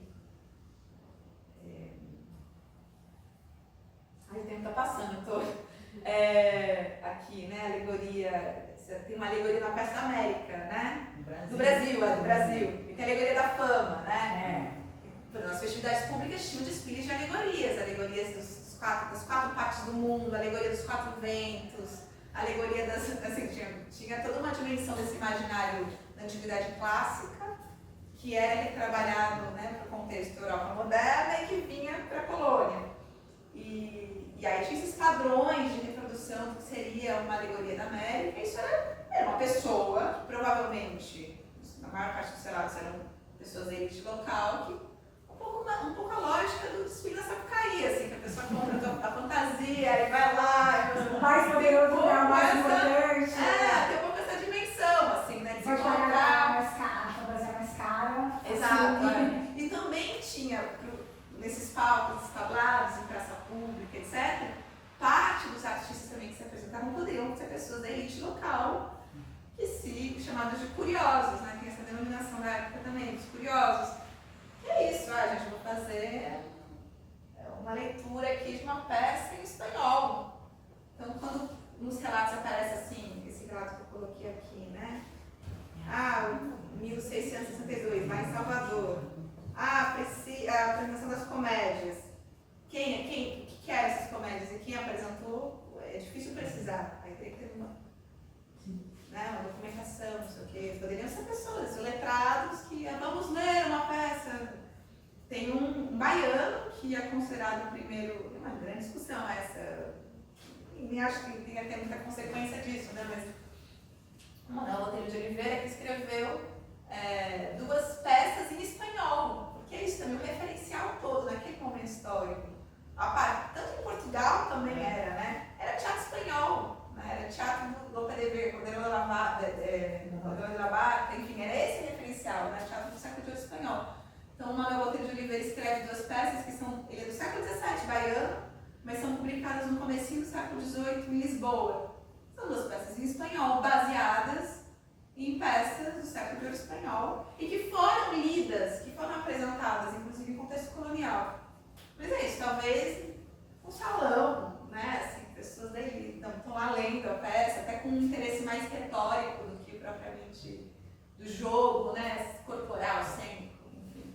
Quando eu leio a peça do Oliveira, eu gosto de como é que faz isso daqui. É muito difícil imaginar a encenação. Hoje, né, assim, que tem um sentido hoje, né, mas também tem isso, tem uma dimensão retórica, porque era uma peça feita para vários públicos, né, tem uma dimensão retórica e tem uma dimensão ali desse apelo barroco, né, visual barroco, por isso entram essas alegorias, figuras, é que é uma peça difícil mesmo, esse drama histórico é difícil de imaginar. Agora, o Lope de Vega era um cara que escrevia para vários contextos, inclusive ele escrevia os tais dos autos sacramentais que eram ensinados em festas de Corpus Christi. Por isso que eu falo assim, a festa de Corpus Christi é algo, né? E é algo que também tem um sentido mais profundo no ambiente colonial, porque ela vai adquirir, por conta desse formato, ela também adquire uma espécie de triunfo, um triunfo da religião, mas um triunfo também da própria colonização, né? E isso é relatado, né? Eu até peguei aqui. É que a peça ela é meio ruim, né? Comparada às outras. As outras. Porque você pega as grandes peças É difícil. Eu li pra. Eu já tinha ouvido falar, deixa eu ler, né? Porque você fala, é difícil mesmo. Porque as outras têm super um jogo de cena. Ela não tem, tem só a primeira cena Do casal e depois é muito chato. Por isso que eu acho que tem uma dimensão retórica e deveria ter uma dimensão também visual, né? Dessas figuras. Esse personagem algo mais pomposo, sei lá, mas que Mas ao mesmo tempo tem um momento lá que ele fala, a alegoria do Brasil é alçada ao topo do palco e cruza o palco para ir falar com a monarquia.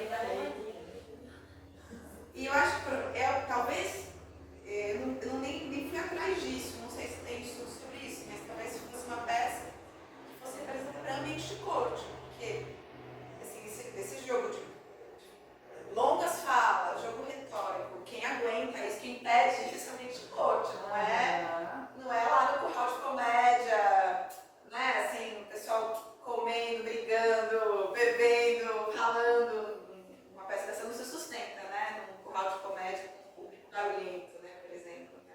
O que é o curral de comédia? Era a arquitetura teatral desse período na Espanha, que foi desenvolvida nesse momento, século XVII na Espanha, que é muito próximo ao teatro elisabetano, os teatros públicos, né? Do período elisabetano. Meio mercado. Meio mercado, eram estalagens, né? Estalagens que viraram estalagens de hospedarias que foram adaptadas para se tornarem teatro. Então, algumas mantinham o teto. Depois tem uma espécie de evolução, né, dessa arquitetura, evolução entre aspas, né, um processo de transformação desse tipo de palco. Depois vai ser coberto e vai ter já um aparato mecânico, né, para sustentar essas mudanças de cenário, mas fundamentalmente os camarotes, que não tem um outro arquivo aqui, mas depois você procura. Tem uma cidade na Espanha tem, que se eu não me engano, é um prédio Almagro, que é o prédio da época, não é? Que eles, É se que não me engano, depois é isso, né? Ele foi reformado, né? ele virou, acho que uma hospedaria, depois um restaurante, aí na década de 50 descobriram que era um local de comédia e a estrutura ainda estava intacta. Aí eles tiraram camadas. Para poder revelar como era o espaço. E um palco montado isso, numa estalagem, né? É isso. E adaptado camarotes e as pessoas em pé. Então por isso tem essa semelhança também com o teatro elisabetano, né? Aí você pega uma comédia de capa e espada, né? Outro tipo de teatralidade também, né? Mas, bom, eu chamo a atenção para as festas de Corpus Christi, aí tem.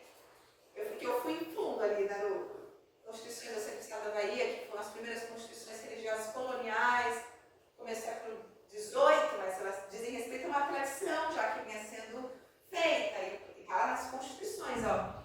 Pelo que mandamos que nessa cidade de Salvador se faça a solene procissão com o ornato possível de pompa e majestade, assim como até agora se fez na quinta-feira de Corpus Christi pela manhã. Aí fala, não sei se todo o que deveria ter, o que era obrigado a ter. Aqui as imagens, né, da procissão, de carro triunfal, essa imagem de carro triunfal espanhol da época, do século XVII. Carro triunfal com carro agora. Um carro alegórico que poderia ter o carro com uma imagem de determinado santo, ou com a presença de uma alegoria, que poderia ser uma pessoa, né, representando essa alegoria, ou um carro triunfal com músicos em cena, que fazia parte dessa grande procissão. Aí aqui no Rio de Janeiro ainda tem carro alegórico, em Salvador é o Trolém. Eu estou aqui viajando nessas. E aqui, dessas relações, né? Que tem uma relação, né? Tem conexões. Tem conexões. Não são tão diretas assim, mas tem Vocês conexões. têm trio elétrico em outro lugar? Tem? Não, digo assim, fora do Brasil. Não sei. É uma procissão, né? Uma procissão Tipo essa ideia de um carro com música, com uma que as pessoas vão seguindo. Não sei. E aqui eu me imagino, porque assim, nesse momento, né, nessa parte profana da primeira entrada, né, da procissão principal, né, de Corpus Christi, tinha essas figuras. Em Portugal, por exemplo, uma figura que vai aparecer com constância é a figura de São Jorge com o dragão. São Jorge vai ser um padroeiro, né, um santo importante para o reino português. E aqui é uma imagem, né, chamada Tarasca, que era uma espécie de dragão que soltava fogo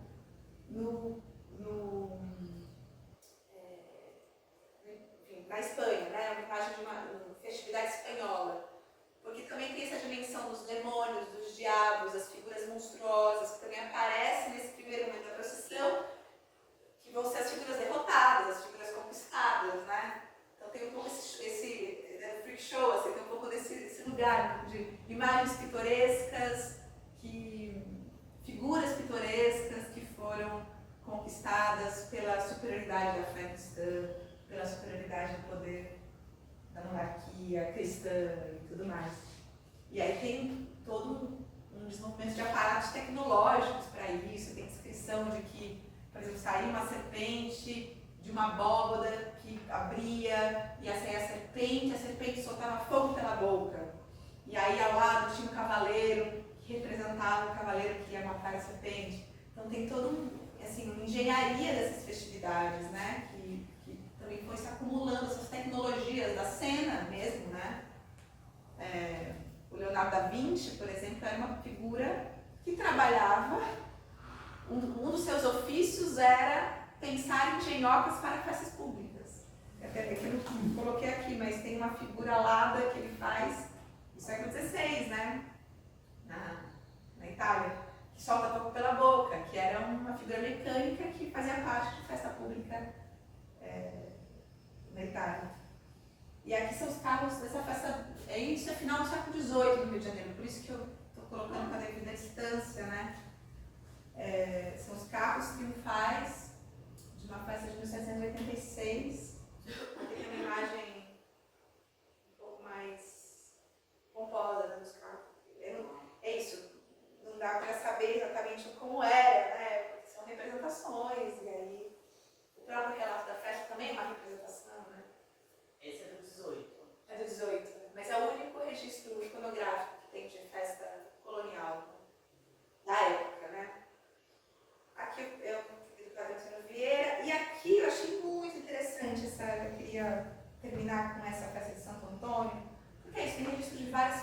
né? Uma festa que se repete desde o século XVI em Salvador, que tem uma dimensão assim, importante, as festas das 11.000 virgens, porque tem a ver com a chegada de relíquias de santa, e esse desfile dos ossos, e, né, assim, tem toda uma dimensão mortuária, né, também tem a ver com toda a estética barroca, o imaginário barroco. São Francisco Xavier também é um santo importante de adoração, porque vai ser o santo protetor da cidade. Tem toda uma dimensão assim, de você pegar festas que vão sendo relatadas, ou na ata da Câmara Municipal, ou num relato X, ou o jesuíta que comenta sobre uma festa. E aí tem essa história de Santo Antônio, por quê?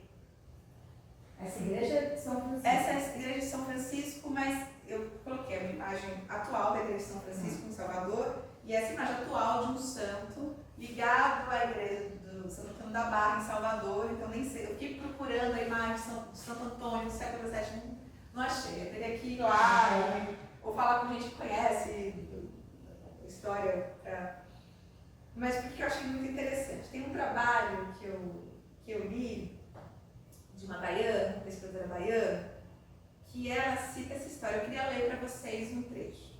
Qual que é a história?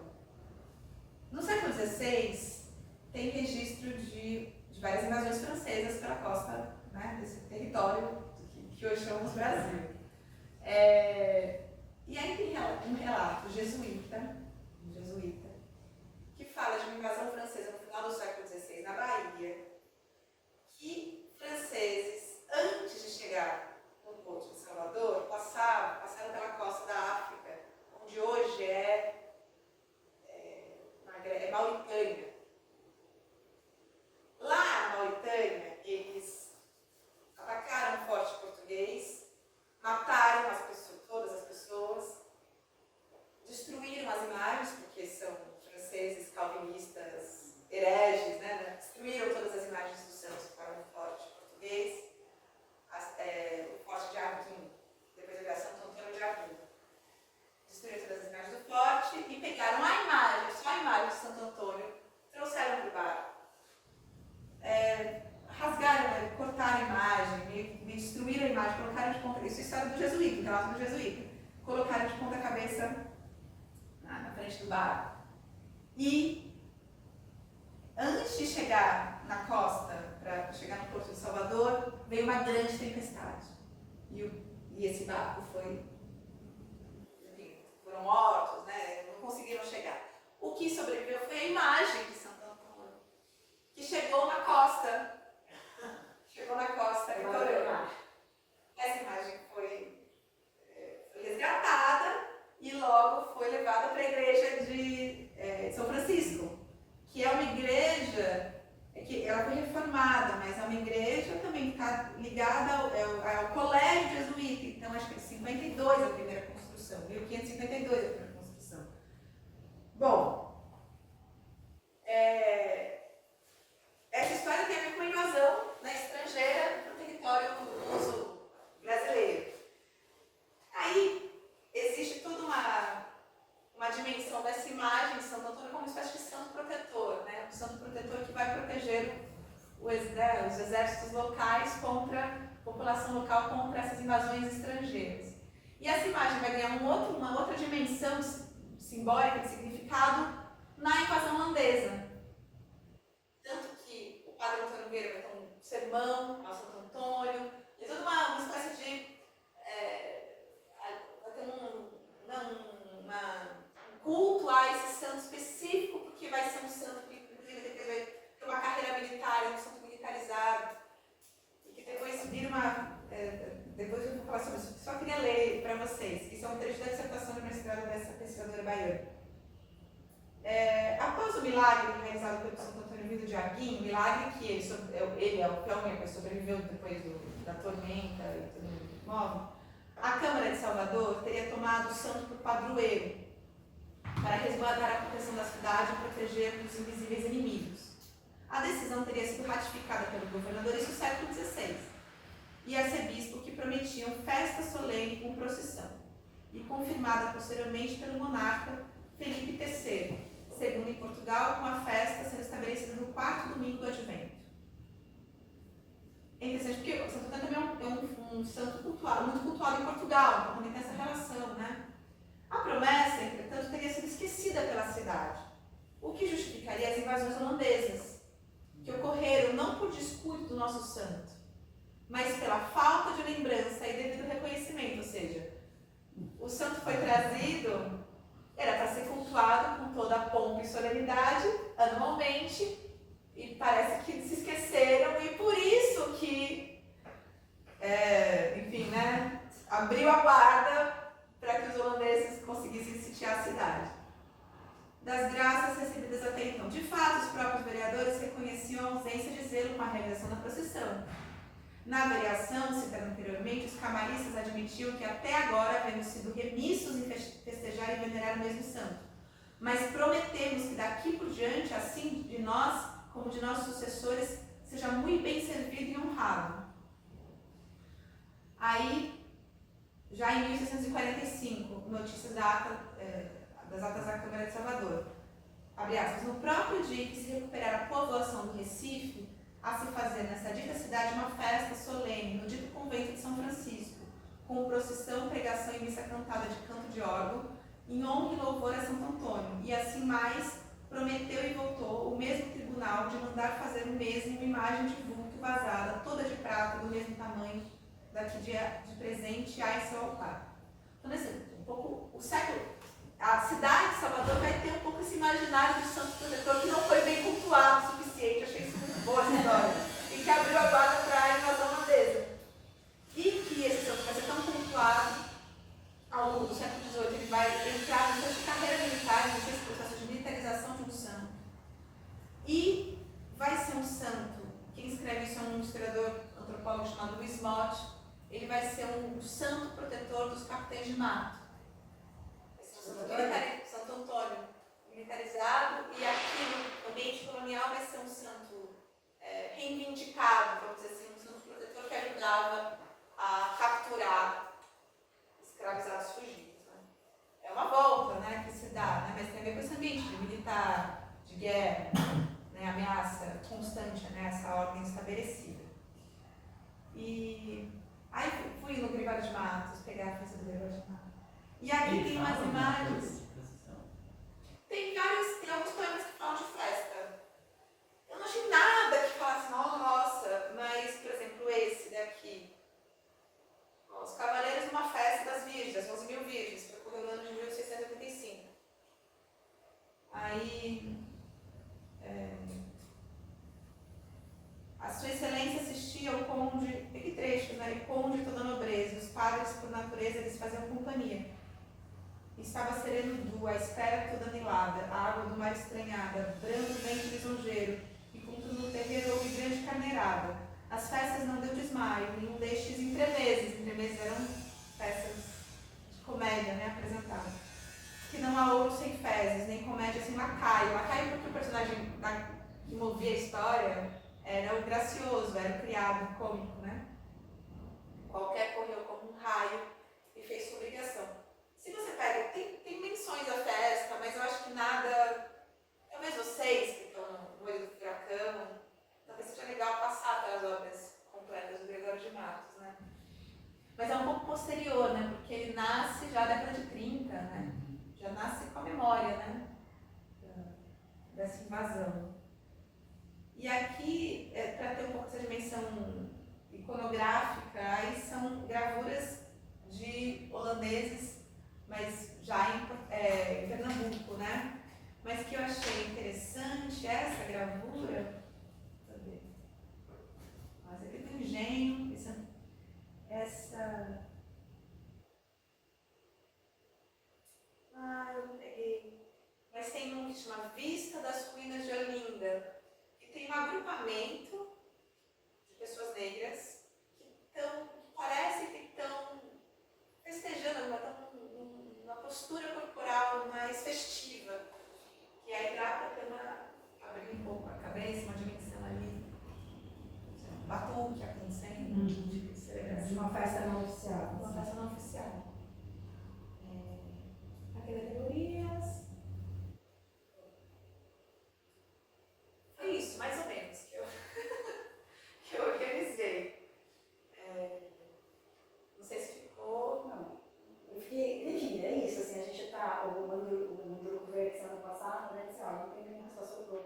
colocar piolho na cabeça das pessoas.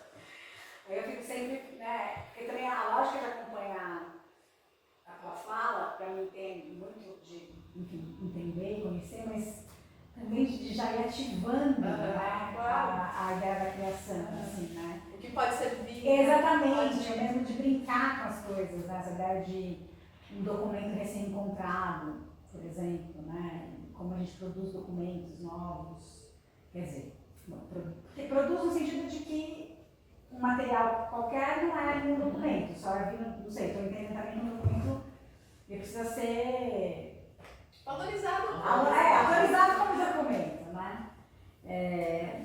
Mas, evidentemente, assim, tem uma coisa que você falou, né, que você começa falando das festividades, você fala, né, eu vou falar das festividades oficiais como um instrumento de organização do poder e reiteração desse poder ao longo dos tempos, né? Enfim, e a gente é um país ainda católico, predominantemente, mas enfim, e isso é reiterado, né? A maior parte dos nossos feriados são feriados religiosos e as festas, né? O carnaval a gente esquece, mas também é um feriado, faz parte. né, religioso. Mas eu fiquei pensando muito nessa ideia da festa como esse momento de suspensão das regras. Todo mundo que estuda festa fala disso. O Agamben tem um texto, né, famoso dele da suspensão das regras, como essa possibilidade de uma organização de um instrumento contra colonial, né, contra a ordenação, né, porque é esse momento de, você falou, né, quando as pessoas se juntam, a coisa talvez não seja tão controlável assim, né, e eu fico pensando muito nessa ideia de festa como algo que organiza, não sei o que direito, mas como algo que organiza, porque a gente se encontra, a gente está regido por outras formas de sociabilidade que não as ordinárias. Então, alguma coisa pode acontecer. Né? Essa ideia da iminência de que alguma coisa pode acontecer. Né? Tanto para organizar, porque talvez as pessoas não conseguissem. Eu estou mesmo fabulando, né? Estou usando o que você trouxe para.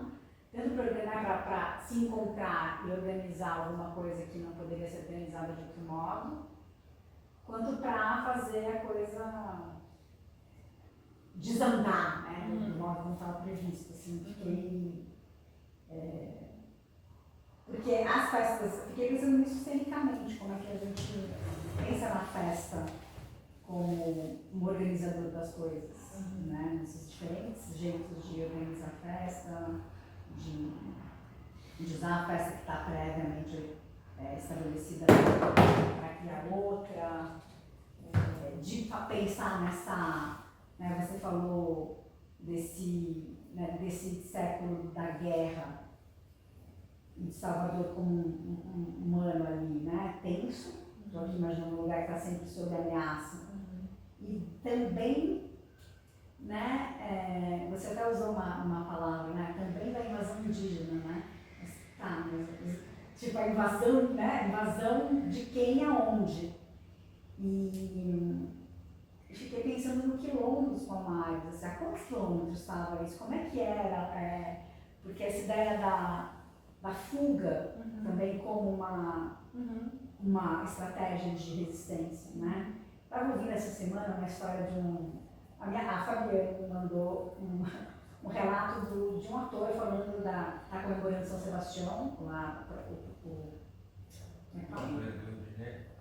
Padroeiro de Rio de Janeiro. Aí ela deixa eu contar uma outra história para vocês aí do que é, do que vamos comemorar então nessa data, que aconteceu um grande massacre lá no Rio de Janeiro. Né? E ele vai um pouco desenhando os bairros, porque essa ideia da organização da cidade, como também, como vai se organizando onde tem resistência, por onde se pode fugir, onde se contra-ataca, né? Porque o mar é esse lugar eu sempre estava viajando com o João, de que os mapas, os desenhos, né, as gravuras, estão sempre olhando do mar, né, porque são os colonizadores, né. Como é que a gente desenharia outra coisa olhando, né, do outro ponto de vista? Tem uma, né? Tem uma que foi achado original há pouco tempo, está numa coleção privada, que eu assisti, teve um evento na Biblioteca Nacional ano passado que foi transmitido para falar desse quadro que foi encontrado, que é o único quadro da época que tem a perspectiva da terra para o mar. Todos os outros são Os outros caminhos, né, para você chegar, né? Ficou isso, né? É, a perspectiva, assim, né? Quem tá, aonde está fazendo esse documento, quem está fazendo esse documento, claro que é alguém, né? Mas eu fiquei pensando, você falou então que a ameaça também vinha, não era só do mar, né? Porque esse território de disputa é um território de disputa de todos os lados, né? Então eu queria entender, assim, eu sei que não é teu foco, mas... Não vou saber. Quem fala um pouco sobre isso é esse pesquisador que eu citei, Paulo Magalhães. Eu acho que talvez valha olhar o doutorado dele, que ele fala sobre esse ano. E que fala sobre a formação, por isso que inclusive ele usa a invasão, porque assim, tá a perspectiva de manutenção da ordem na cidade, né? Então é ameaça de vários ângulos aí. E Palmares não está tão longe assim, né? É onde hoje é região ali Alagoas, Sergipe, né? Tá ali, não é tão longe, não sei, nem saberia dizer quanto que é a quilometragem, mas não é tão longe assim. Agora, o que vocês sabem é que as notícias corriam, né? As notícias chegavam, e esse que é o problema, né? Porque a coisa, enfim, era um debate da época, né? Tem uma coisa na tua fala que é muito recorrente e eu acho muito bom. Se tem notícia que... dramaturgicamente eu acho isso muito interessante. Se tem notícia, ou uma frase que você falou, eu fico aqui, tipo... Tem uma coisa que você falou assim... Não sei, alguma coisa do documento... Enfim, essa ideia de que... O que o documento diz, né? E como se diz, e como se tem notícia das coisas... A gente pode também olhar para essa como um documento, né? É isso que a gente está tentando acho que isso fazer. Porque é isso, é um documento que tem um sentido, foi construído, né, por um autor que está ligado à monarquia espanhola, né? Tem uma dimensão ali, está vinculado a um circuito nascente já de teatro público, desses currais públicos, já lidando um pouco com essa dimensão, até com direito autoral, mas ele também é um artista protegido, né? Encomendar, né? Que tem contratos de compra dessa obra, que tem e é um discurso, interesse, né? E é um discurso deslocado, porque a gente sabe o final da história, né? Mas eles, ali era o Império Espanhol, né? Ali era ameaça ao Império Espanhol, né? Você disse, né, documentos históricos que vão relatar acontecimentos com algum grau de teatralidade.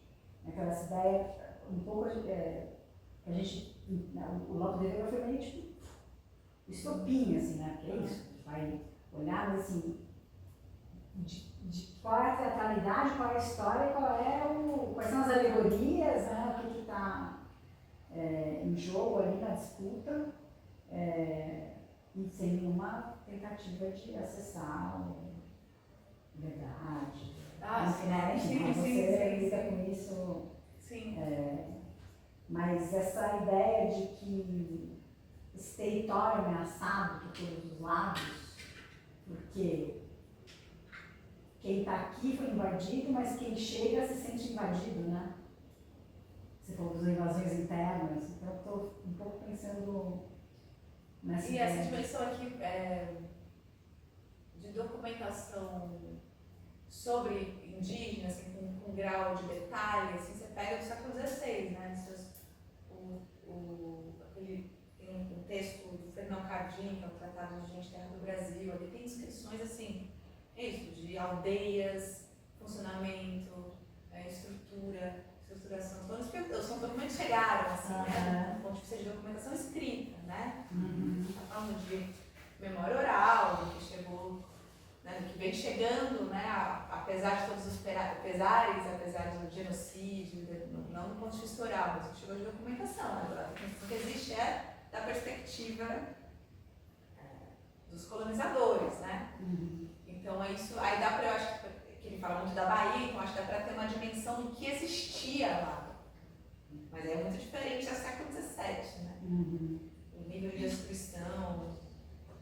E o tráfico negreiro, né, de escravizados, no século XVII, não era, como é que era? Não, era já tráfico negreiro. Já era africanos, super estabelecido. Super estabelecido.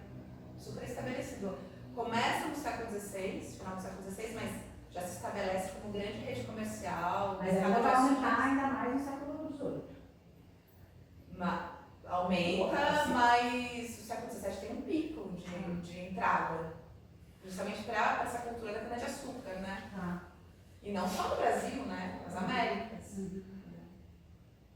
Tias, né? Tias começam O mercado importante mesmo, né? Oi? O mercado. Um mercado já estabelecido, né? Por isso que a Holanda também invade a costa africana. Junto com a invasão do Brasil, invade a costa africana, porque ela sabe que ela precisa controlar a produção de açúcar aqui, mais a mão de obra, porque também isso sem esse processo de escravização não tem a produção de monocultura latifundiária nessa escala. Esse transatlântico aqui é fundamental. Por isso que a obra do Alencastro, O Trato dos Viventes, sobre o século XVII, é a obra mais importante, que é parte também sobre esse triângulo, né? Europa, África. Mas na Taxa do Norte, que me intriga que isso não aparece em momento nenhum, não tem nenhum personagem negro, não é nenhum ponto de conflito, diferentemente dos personagens indígenas, né? Também não tem conflito, é muito pacificado. É mais como uma espécie de representação do local, do pitoresco local, do que de fato uma tentativa de colocar as forças políticas, econômicas, né? Mas ali é uma exotização absoluta, né? Então, nessa exotização, surgiu quase como uma alegoria local. E o pode não ser aquilo que já não estava. Não sei, todo mundo, né? Tipo assim, tem o que existia e que nós encontramos, e tem nós que dominamos e restituímos. Não sei, estou pensando. Não interessa muito, né? Não interessa. E é uma discussão também que está acontecendo em vários âmbitos, né? Ou seja, ainda a presença dos jesuítas de proteger e tutelar indígenas e de assumir que alguma escravidão precisa acontecer, né? Então isso tem os sermões do Adriano Vieira, tem uma série de documentos que vão legitimar exatamente isso, porque inclusive a escravidão não era do ponto de vista jurídico, assim, de teologia, não era um problema, né, para os cristãos, porque o que importa é a liberdade depois, assim, se em vida, isso não é um problema em si, né, mas aí essa proteção das almas indígenas, existe também uma escolha política, né, que foi organizada e os jesuítas assumem que a escravidão africana precisa acontecer. Então, você pega essa documentação também, de alguma maneira, ajuda a legitimar, né, no século XVII, esse processo em expansão. E aí tem a dimensão da costa africana lá, né, vindo do Congo, a presença portuguesa no Congo, como tem esse trato, né, local já de cristianização de comunidades africanas. Houve essa evangelização lá também. Sim. Tanto que as origens da ideia da estrutura da congada no Brasil, né, a coroação de reis negros e negras, já tem a ver com o processo de cristianização lá. Já vem convertidos, evangelizados, batizados. Por isso que é muito, assim, é muito complexo, né? A matéria ali muito difícil de também, vamos dizer assim, não tem espaço para dualismo, né? Não tem espaço para dualismo, né? Pensar todo esse movimento, né, acontecendo. Você pensando nessa questão de tecnologia de formas, pode ter uma explicação bem plausível em relação dos jesuítas, já que boa parte hoje da bibliografia que se tem sobre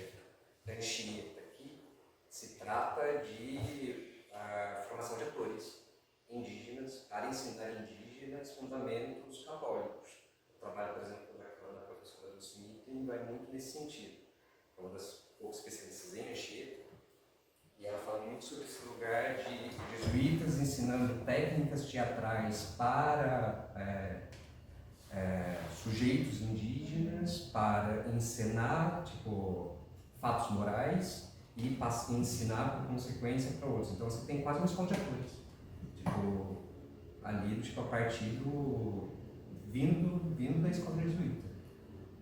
E na África tem um fenômeno que é interessante, que daí é uma outra tecnologia de performance que é bem interessante, que é como o Kirchner vai ser, é um outro modelo jesuítico que vai fazer parte disso. Eles usam já a tecnologia de lanterna mágica para fazer processo de evangelização, de catequização. Então eles usam imagem projetada, já com lanterna e vidro, para criar um momento da magia cristã, que eu acho que isso é uma coisa que eu sinto que também tem esse elemento muito da festa do século XVII, século XVII, século XVI, XVII, que é a ideia de que a festa tem um controle de ritual, um controle de etapas, porque, como eles ainda são muito herdeiros dessa tradição aristotélica de formulação o rito encarna a religiosidade, a divindade, encarna o poder. Então, se você não segue todas as etapas desse ritual, o rito não encarna. A imagem fica só imagem, ela não é ao mesmo tempo simulacro, imagem ser. Então, ela não. Como aquela. Essa celebração barroca dentro da igreja, de que é a mistura da luz bruxuleante da vela batendo no dourado, mais o cheiro do incenso, mais o calor interno de dentro que vai criando esse lugar de catarse, que faz com que a hóstia seja ao mesmo tempo pão e carne. Não há espaço de dúvida, não é uma celebração, é um reacontecimento. E eu acho que toda a êxtase das festas, de muitas dessas festas, se usam dessa tecnologia para manifestar o êxtase o momento da presentificação. É mais apresentação do que representação. A coisa acontece. Sim. Não, por isso que tem essa dimensão sensorial, do apelo sensorial. É isso, você pega as imagens de santos, né? Santos em tamanho real, cabelos humanos,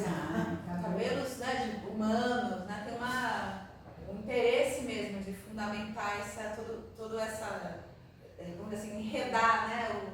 O espectador com todos os sentidos, né?